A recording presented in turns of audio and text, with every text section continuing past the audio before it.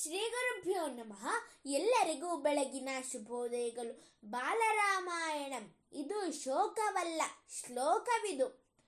ಮಾನಿಷಾದ ಪ್ರತಿಷ್ಠಾಂ ತ್ವಂ ಅಗಮ ಶಾಶ್ವತೀ ಸಮಾಹ ಯತ್ಕ್ರೌಂಚಮಿತು ನಾಧೇಕಂ ಅವಧೀಗಾಮ ಮೋಹಿತಂ.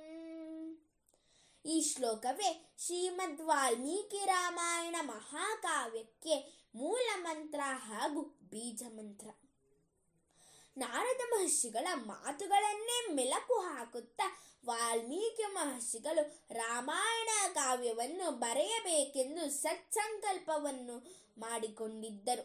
ಅದರಂತೆ ಸರಯೂ ನದಿಯಲ್ಲಿ ಸ್ನಾನವನ್ನು ಮಾಡಿ ಶುಭ ವಸ್ತ್ರಗಳನ್ನು ಧರಿಸಿಕೊಂಡು ತಮ್ಮ ನಿತ್ಯಾಹಿನಿ ಕರ್ಮಗಳನ್ನು ಪೂರೈಸಿ ಲೇಖನಿಯನ್ನು ಕೈಯಲ್ಲಿ ತೆಗೆದುಕೊಂಡು ಇನ್ನೇನು ಗ್ರಂಥವನ್ನು ಬರೆಯಲು ಪ್ರಾರಂಭಿಸಬೇಕೆಂದಿದ್ದರು.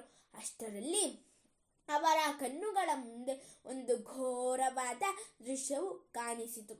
ಅದೇನೆಂದರೆ, 2 ಪಕ್ಷಿಗಳು ಮರದಲ್ಲೇ ಆನಂದವಾಗಿದ್ದಾಗ ಅವುಗಳ ಪೈಕಿ ಗಂಡು ಪಕ್ಷಿಯನ್ನು ಒಬ್ಬ ಬೇಡನು ಬಾಣದಿಂದ ಕೊಂದು ಹಾಕಿದ್ದನು. ಈ ದೃಶ್ಯವನ್ನು ಕಂಡ ವಾಲ್ಮೀಕಿಗೆ ಕೋಪವು ಬಂದಿತು. ಆ ಕೋಪಾವೇಶದಿಂದ ಶೋಕಗ್ರಸ್ತನಾಗಿ ವಾಲ್ಮೀಕಿಯು ಈ ಮೇಲಿನ ಶ್ಲೋಕದಿಂದ ಆ ಬೇಡನಿಗೆ ಶಾಪವನ್ನು ಕೊಡುತ್ತಾನೆ.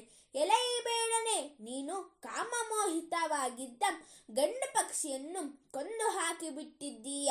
ಆದ್ದರಿಂದ ನೀನು ಹೆಚ್ಚು ಕಾಲ ಬದುಕಬೇಡ ಎಂದು.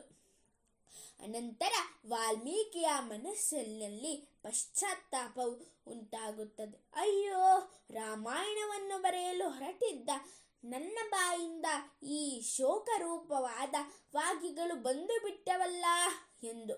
ಇದನ್ನೇ ಚಿಂತಿಸುತ್ತಿದ್ದ, ದುಃಖಿಸುತ್ತಿದ್ದ ವಾಲ್ಮೀಕಿ ಮಹರ್ಷಿಗಳ ಕಣ್ಣು ಮುಂದೆ ಬ್ರಹ್ಮದೇವರು ಪ್ರತ್ಯಕ್ಷನಾಗಿ ಬಂದು ಅವನನ್ನು ಸಂತೈಸುತ್ತಾನೆ. ಎಲೈ ಮಹರ್ಷಿಯೇ, ನಿನ್ನ ಬಾಯಿಂದ ಬಂದಿರುವುದು ಶೋಕವಲ್ಲ, ಶ್ಲೋಕ. ಸರಸ್ವತಿಯ ಅನುಗ್ರಹದಿಂದಲೇ ನಿನ್ನ ಮುಖಾರವಿಂದದಿಂದ ಹೊರಹೊಮ್ಮಿರುವ ಮಂಗಳ ಶ್ಲೋಕವಿದು. ಇದು ಶ್ರೀರಾಮನಿಗೆ ನೀನು ಮಾಡಿರುವ ಆಶೀರ್ವಾದ ರೂಪವಾದ ಶ್ಲೋಕ.